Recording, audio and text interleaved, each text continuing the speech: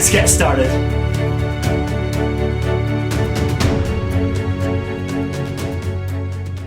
So good morning and welcome to Scattered Together. Fantastic to have you with us. And as always, if you're watching this live on Sunday morning, please say hello on the little chat box down the side.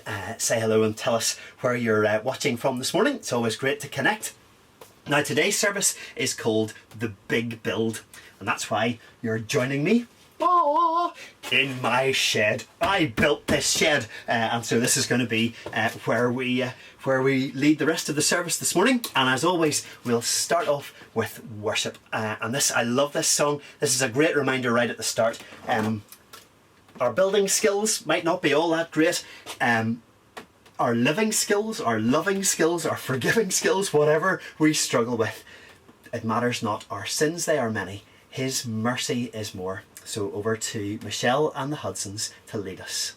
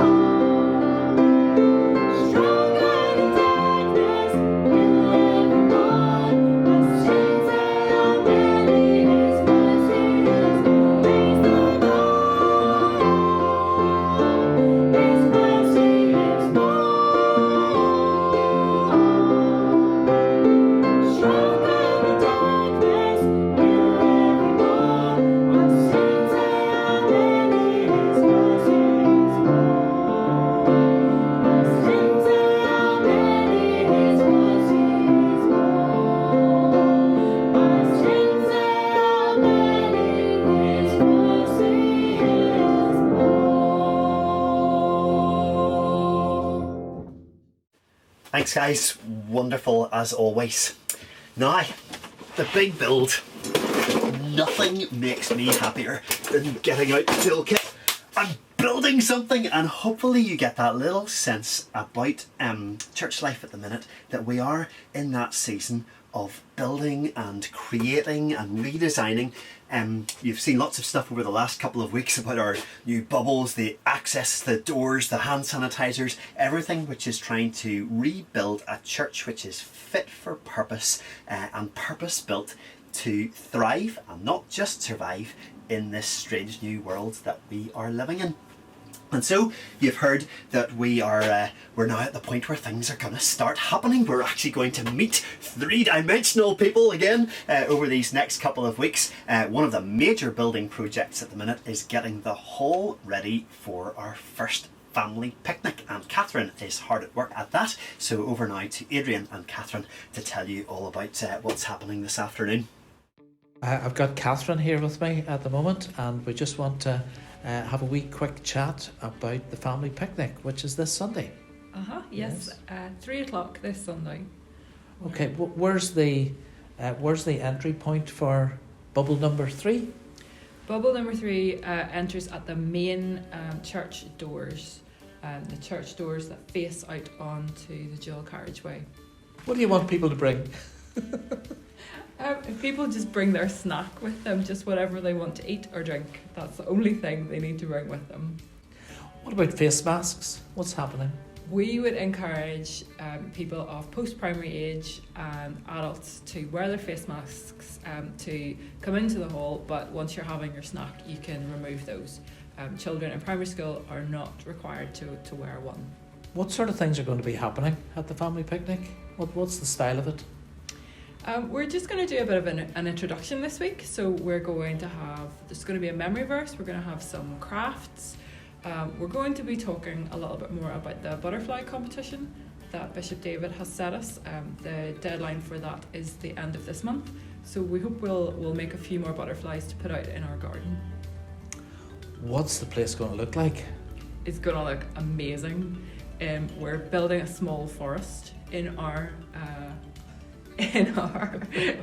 big hall. And we hope that it's going to feel a little bit like you're having a picnic outside. Oh, so it's like outside, inside? A little bit, yes. Oh, that sounds great. How long will it last, do you think? About half an hour. Okay. Who do you want to come? Everybody of family age. Okay. Thank you, Catherine. That's going to be very exciting. Fantastic, guys. Sounds great. Sounds really exciting, actually. And the really exciting thing is that that's the first of many. Over these coming weeks and months, we'll see more and more new ideas, new things happening in our new bubbles, where we'll have more and more opportunities to meet and worship and pray and just be together again. Exciting, exciting times. Now, as we are building towards the future and getting excited about the future, we thought it would be worth taking a little bit of time this morning just to look back at some big builds from the past. Because this season that we're going through, in some ways it feels brand new. We've never done anything quite like this before.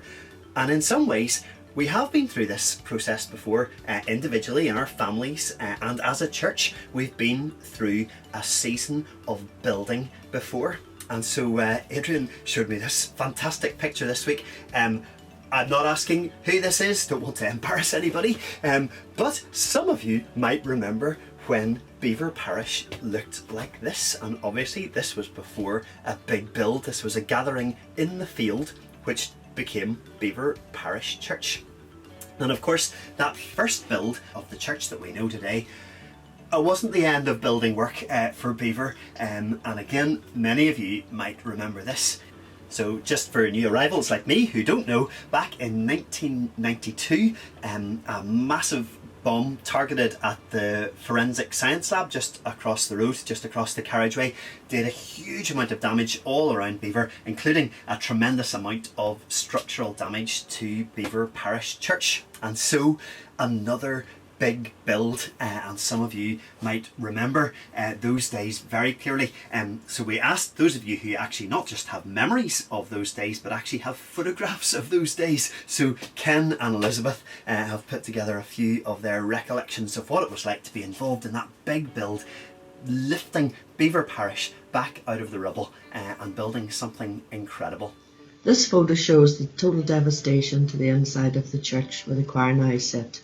The chairs have been removed in preparation for the work to commence. Restoration work is in full flow with scaffolding up the side of the church hall.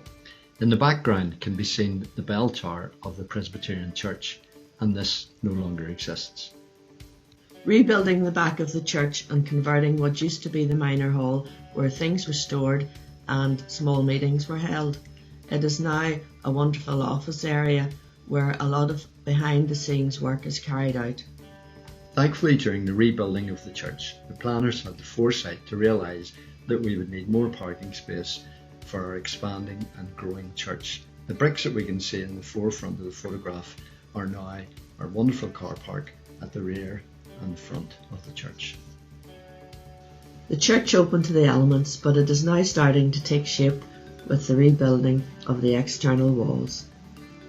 This looks like the hall roof has been completed and work has started on the new entrance porch and the church roof. So as we get stuck into our big build in 2020, can we take some inspiration and encouragement from the big build in 1992 and the big build that created the church in the first place? We are still feeling the benefits of the foresight and the wisdom and just the good planning of those who were part of those big builds all those decades ago. And now if we can get inspiration from a couple of decades ago from the big builds that we have been part of in our church community, Adrian is now going to take us back, not just decades, but centuries back, a couple of hundred years before the birth of Christ. Another big build which is just full of lessons and inspiration for us today. Back to Nehemiah, and so over to Adrian. Lego. I got this for Christmas. 38 pages of instructions. Do you remember when Lego was wee square blocks with 4 bumps on them, and some of them had 6 bumps on them, and some of them had 8, and some of them were long thin ones or flat ones? Look at this stuff. Wow. You have to follow the instructions, because these wee bits just don't fit into anything. If you get the wrong bit in the wrong place, it isn't going to work. Oh, that's going to take a wee while. Maybe I'll not build. And what is it we're making anyway?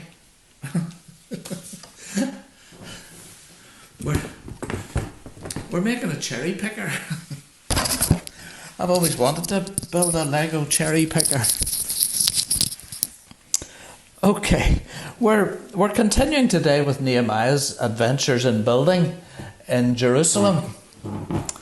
And do you remember last week that he had arrived back in Jerusalem, and after 3 days he went out one night in the darkness, keeping it all a bit secret, didn't want to get too many people wondering what was going on. He took some of the local people who were still involved trying to run things in Jerusalem, and they went round the rubble and the ruins and the streets, and they became convinced that maybe actually they could do something. So here we are at the beginning of Nehemiah chapter 3. Now before we read the chapter, the first verse contains a little phrase that I think will help us to grasp what the chapter's about. And the phrase is this: they went to work. Now, a few things just jump into mind immediately. It's work, effort, energy, commitment, sacrifice. And for all of these people, this wasn't just something that they were going to do instead of what they usually did. It was as well as. Because we're going to find out that some of them had jobs and activities, and everybody was trying to make ends meet, and everybody was trying to get through. But they realised if they wanted to do something with their city, there was going to have to be extra work, new work, maybe going to have to adjust their timetables, move some things around, change a few things. And well, the phrase that jumps into my mind is sacrifice and effort.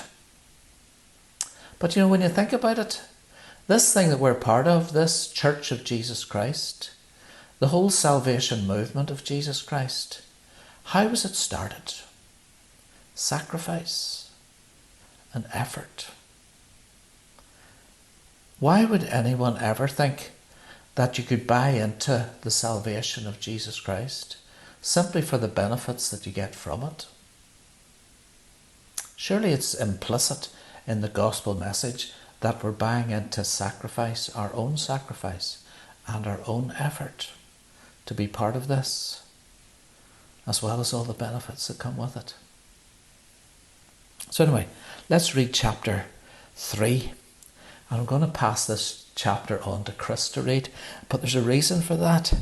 It's 32 verses. There are 91 unpronounceable names in 32 verses. It's one of those chapters. So if you're ever looking for a name for a new baby, Nehemiah chapter 3, you'll find any number of names that there's not another soul on earth actually using the name.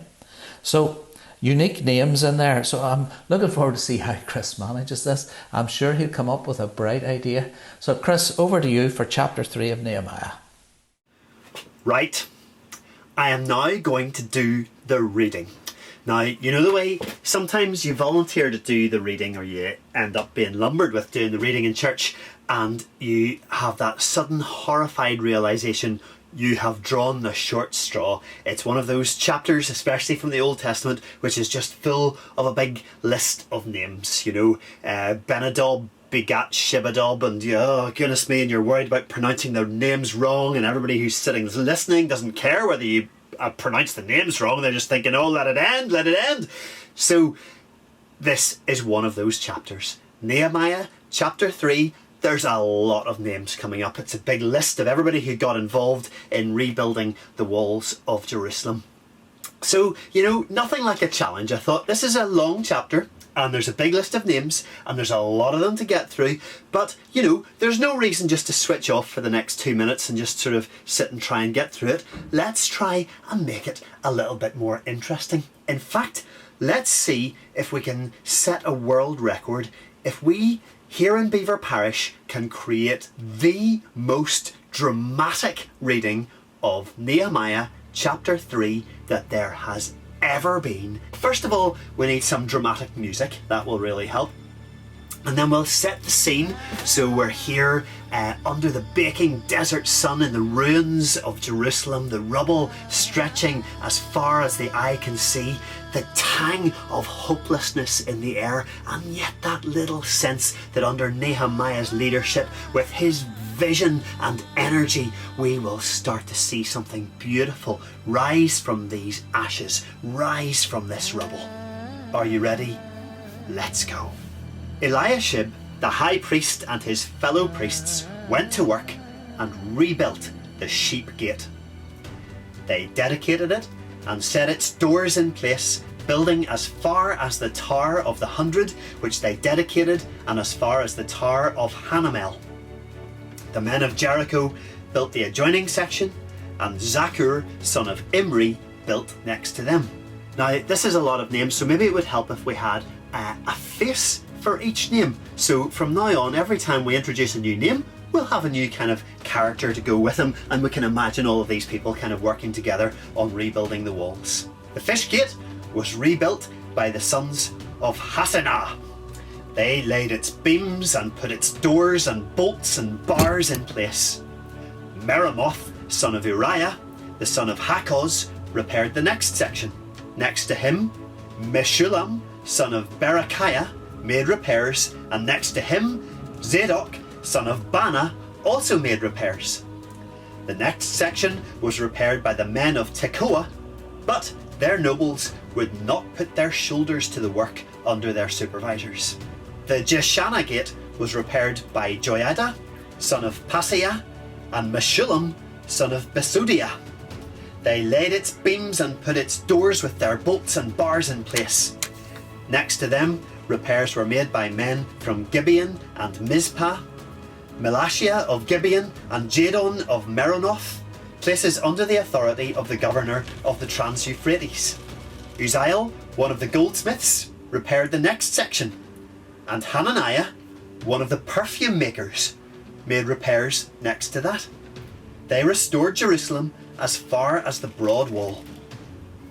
Raphiah, son of Hur, ruler of a half district of Jerusalem, repaired the next section. Adjoining this, Jediah, son of Harumaph, made repairs opposite his house, and Hattush, son of Hashabeniah, made repairs next to him.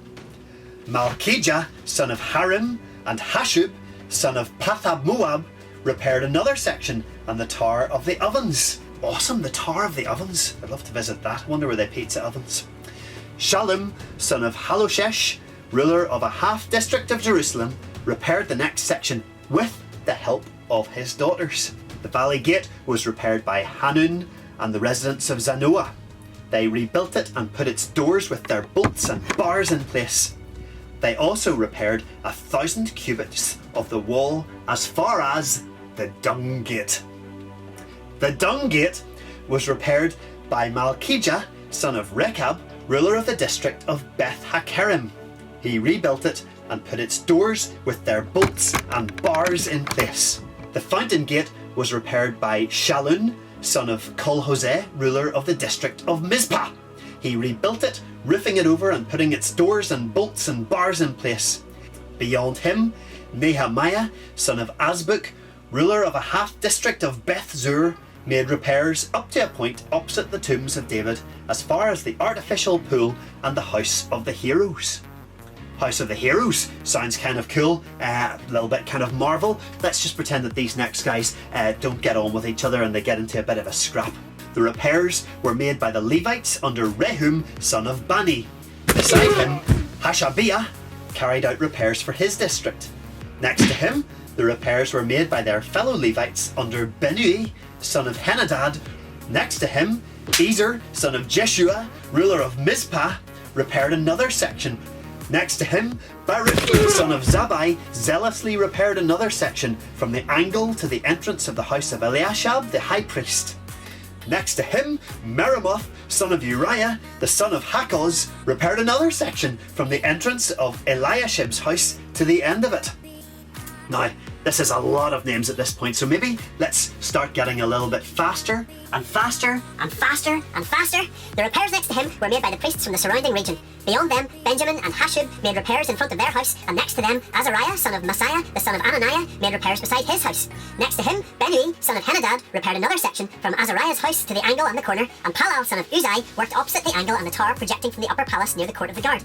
Next to him, Pedaiah, son of Parish, and the temple servants living on the hill of Ophel made repairs up to a point opposite the water gate toward the east and the projecting tower. Next to them, the men of Tekoa repaired another section from the great projecting tower to the wall of Ophel.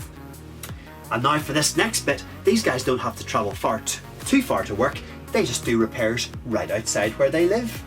Above the horse gate, the priests made repairs each in front of his own house. Next to them, Zadok, son of Immer, made repairs opposite his house. Next to him, Shemaiah, son of Shechaniah, the guard at the east gate, made repairs. Next to him, Hananiah, son of Shelemiah, and Hanun, the sixth son of Zalaph, repaired another section. Next to them, Meshullam, son of Berechiah, made repairs opposite his living quarters. And next to him, Malchijah, one of the goldsmiths, made repairs as far as the house of the temple servants and the merchants opposite the inspection gate, and as far as the room above the corner. And between the room above the corner and the sheep gate, the goldsmiths and the merchants made repairs. And that is Nehemiah chapter 3. Thanks, Chris. That was certainly not a disappointment. So thank you for that. What a great chapter. And even though it looks like it's just a long list of names of people and families doing things, but it's surprisingly full of great advice to any organisation that's trying to build something. And I don't necessarily mean building a building, but trying to build community or family or purpose. Equally applicable, though, I think some of it to the big picture. A society facing something together like a pandemic. Let's have a wee look at some bits in this. Verse 1 says, they started. Now, I feel like we've started now. We always need to temper these things by, of course, the Church of God has been going for centuries. And of course, Belvoir Parish has been going for decades. And of course, we have been going since COVID kicked in the first lockdown. But it doesn't mean that there isn't a sense of starting new things as we go along. And if you've lapsed into something like just kind of watching this and looking online at a few things, and it all feels very static, could I just say that it's not static. There are a number of things beginning to happen, and there's always been new things happening that you could join in with, but there are some things that have that sense of physical nature about them as well. So we've started. We're at a moment where we need to ask, how do I join in? Verse 8, I want to take you down there as well. The word agility has been used a lot during lockdown and under restrictions, that we keep having to adjust things, don't we? The shops you can go to, the way you get in and out of things, whether you're working at home or working in school or back at the office or in the factory or wherever it is, constantly adjusting things. The times of everything are different and all of that. Look at it in verse 8. It says that the goldsmiths and the perfume makers joined in. Now that means that these people who were gifted craftspeople had to join in with clearing rubble and lifting bricks and carrying and measuring and sweeping up and sweating and all those sorts of things. Very hard. Lots of people are working very hard to make all sorts of things happen for us. But the life of the church is expanding again. It's not enough to have it feeling like it's squashed all the time. Some things are beginning to happen. And we know that the life of any kind of community or family requires joining in, serving one another, trying to fit together, sacrificing, doing, effort, talking, listening, praying, worshipping, organising, thinking, caring for one another. Some of this may mean changing our timetables a wee bit or thinking about how we do things. And agility is really important, that ability to move quickly or switch to something else. Let me give you an example. And I'm sorry if this sounds like we're talking about ourselves, but Janice and I joined the food delivery rota for a Wednesday evening. And it's about once every 6 weeks. And I have to tell you, I have no training in food deliveries. In this sense, I'm a perfume maker. It's not my gift and not my thing, but it needs to be done, so we've got to do it. But here's the difficulty. I play five-a-side football on a Wednesday evening, and that's when the deliveries happen. Now, it takes about 45 minutes. You pick up 7 meals from the church and you go off with your 7 addresses and you drive around and you deliver them. And it's a perfectly reasonable thing for anybody to be doing. My football starts at 7 o'clock and we're about to start in a fortnight, and I had a wee quick chat with the people who organise, and you know what? The whole lot of them are prepared to change to 8 o'clock so that the Beaver food delivery can happen. That's agility. Those people deserve a wee bit of credit for that they moved something that we've been doing for many years so that some other people could benefit. We need to be ready for that. Verse 27 to 30 is an example of something else that runs through this chapter. And it's a phrase, another phrase, and it runs like next to them, or beside them, or adjoining. And it runs all the way through. In fact, I counted it up 33 times in 32 verses. To get the job done, there needed to be no breaks in the wall, so they worked beside one another. You see, that's the significance in building a protecting wall. It needs to have no gaps. So all the way through we read, they worked beside, they worked next to, there were no gaps anywhere, they were adjoining. And I think that means that probably meant the things that aren't written there were an awful lot of conversations like, what's that you're doing? Or, would you have a brick that would fit in here? Or, this is heavy, would you give us a hand?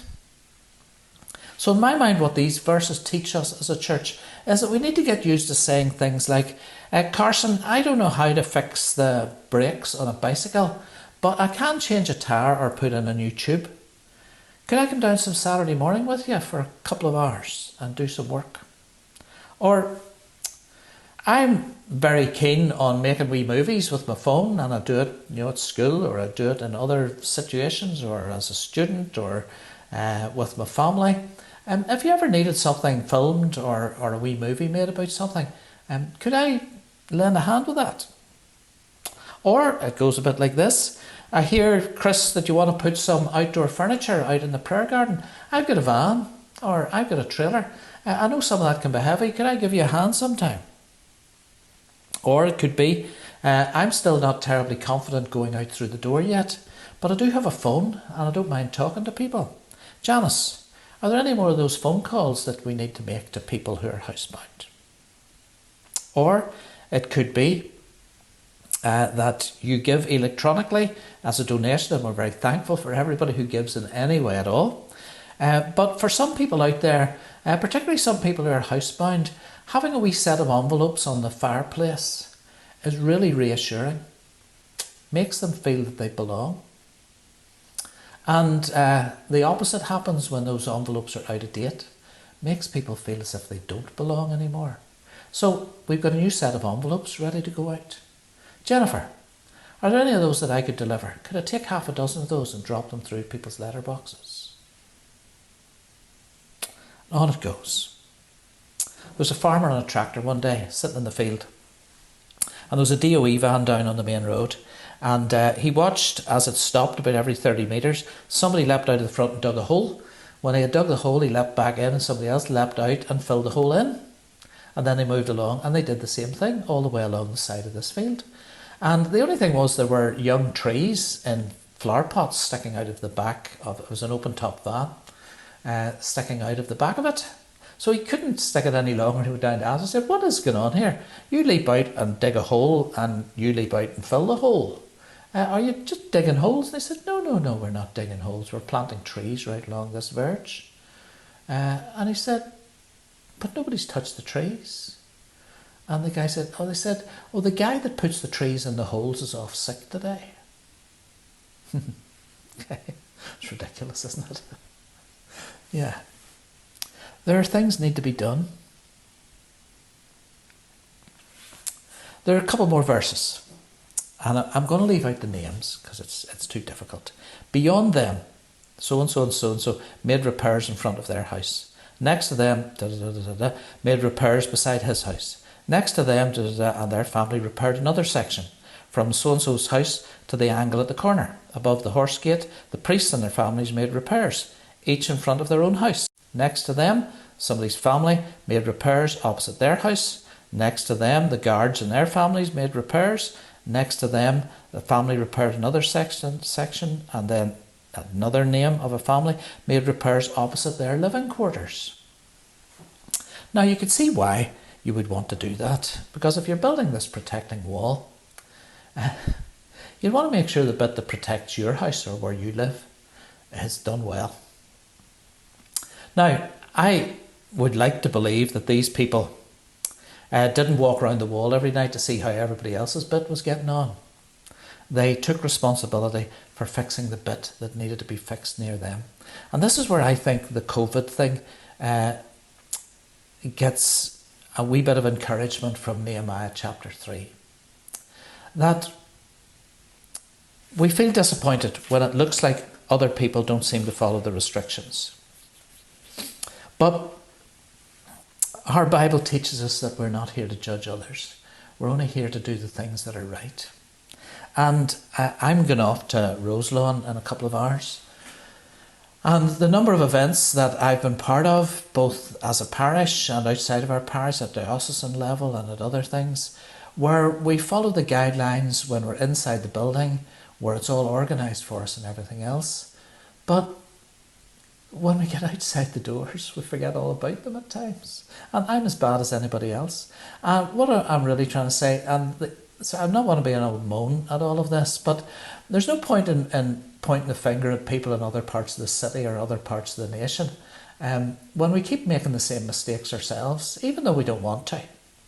And as things begin to open up a bit, and sorry, lots of things are closing down a bit, but as we take the risk of doing some more things that allow us to gather together in our buildings or out round the outside of our buildings or whatever, we need to be taking seriously, like these people in chapter 3, of building securely and strongly and well where we are, next to our house. And I don't mean in our garden or whatever, but you know what I mean, in our community and in the life of our church. We need to be taking these things very seriously. And that means also taking them seriously when nobody sees us. That's really difficult. When there's nobody around, are we thinking, it'll never happen to me? But we need to be doing this because if I build the bit of the wall nearest to my house, it will protect everybody else in the city. I'm going to pray. Lord, we thank you that you held back nothing, that your sacrifice was total, that your effort and commitment was everything. Now we recognise we're fallible, so our intention is to live well and to live with sacrifice, to give and not to count the cost. Would you help us to grow again and to thrive again, to get beyond surviving and start thriving? Let's worship together.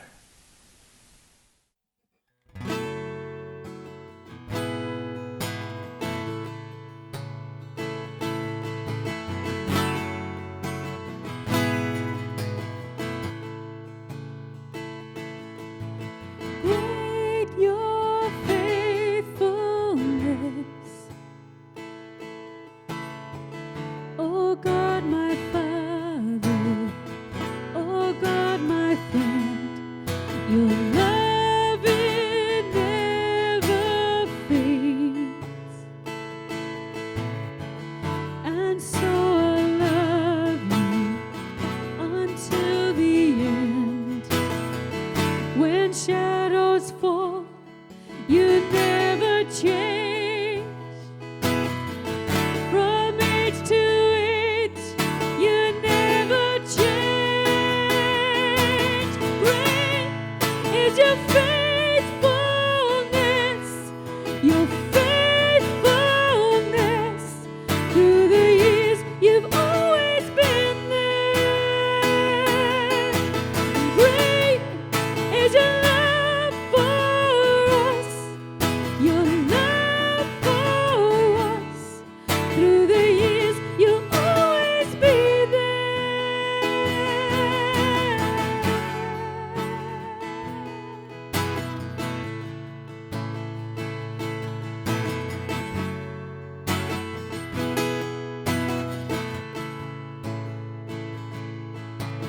Great your kindness, God. You are our shelter, our dwelling place. Your presence like a fire.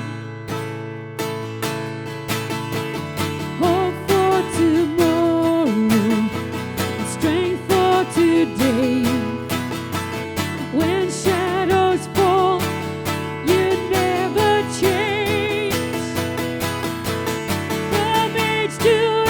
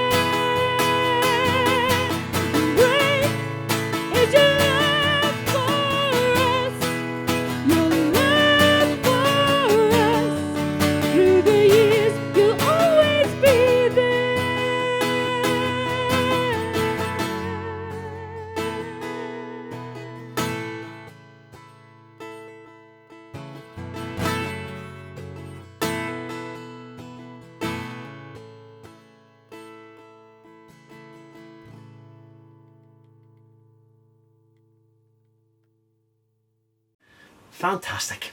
Now, time to pray. And to lead us in our prayers this morning, we're going to see a couple of different faces of people who all pray with the knowledge of the power of answered prayer, which is awesome and can be quite an emotional thing, as you will see. Before I pray, could I thank everyone for the prayers and support that we as a family received. My first trip out was to the service on Thursday because I wanted to start with thanks to God. I am doing much better and will be back to full strength soon. It was lovely to see some of you on Thursday. Dear God, thank you for your healing power and the strength you gave us when we were in real need. We pray for all those who are ill at this time and ask for your healing to flow around them and through them. Be with their families and keep them safe and well in their worry and fear. Please help all those who care for people in hospitals and care homes. May they have energy and skill and help people to recover and find new life. Lord, in your mercy, hear our prayer. Dear God, thank you for all our families. Thank you for looking after us through the difficult days of this pandemic. We'd also want you to thank you for our own schools and who care for our children in any way. Would you please be with the staff and pupils of Belvoir Park Primary School and any other schools connected to Belvoir Church? Would you help the principals in all the decisions they have to make? Would you help the staff in their care of our children? Would you keep all the children and staff free from illness and harm? And please strengthen us as parents, grandparents and carers in all our responsibilities. Lord, in your mercy, hear our prayer. Lord God of all the earth, we recognise that the nations are in turmoil and that even within our own nation we need your help and strength. Would you please guide our political leaders into the ways of wisdom and compassion? Would you help them to set aside party spirit and work together for the common good? We pray for all those who are trying to make decisions and policies that will affect our health system and our economy, our education system and our relations with other nations. We desperately need your guidance and your influence in all parts of our society. God of mercy and grace, who put us before your own well-being, would you help us as a society of individuals to begin to grasp again what it means to be working together for solutions and the future. Change our hearts and minds to make us more like our Lord and Saviour. Lord, in your mercy, hear our prayer.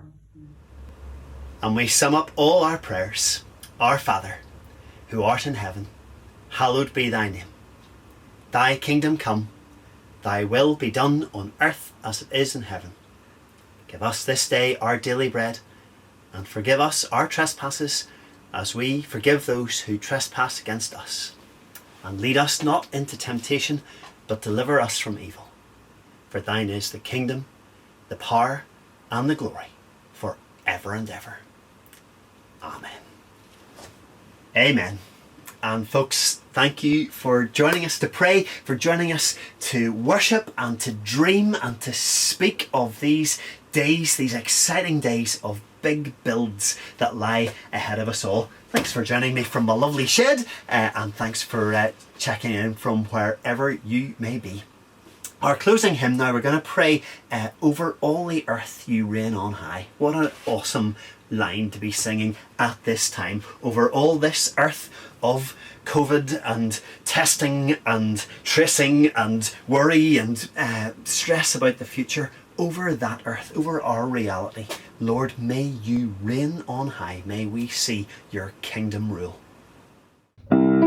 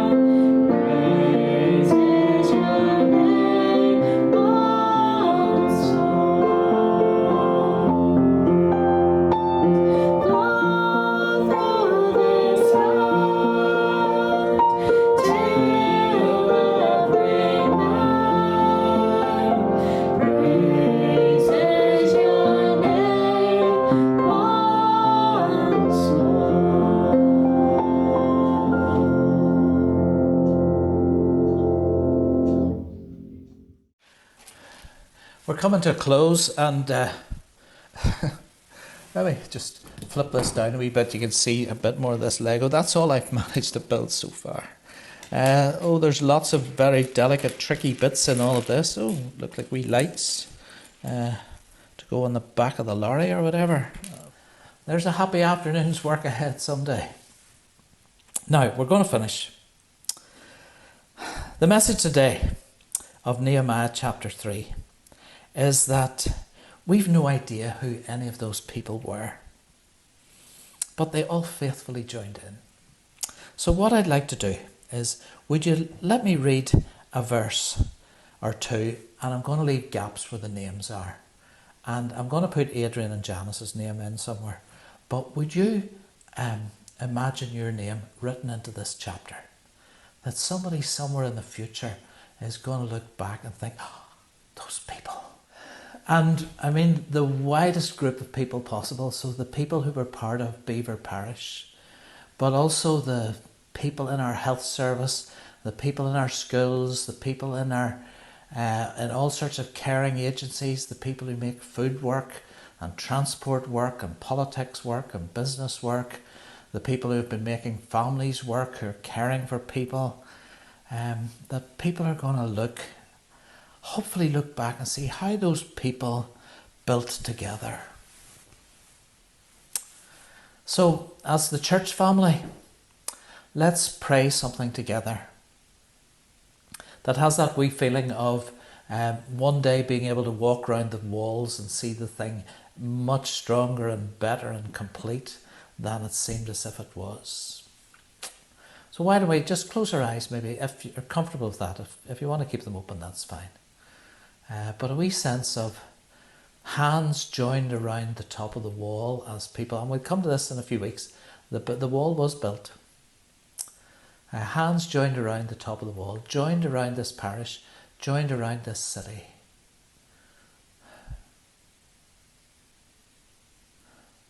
Thank you, Lord.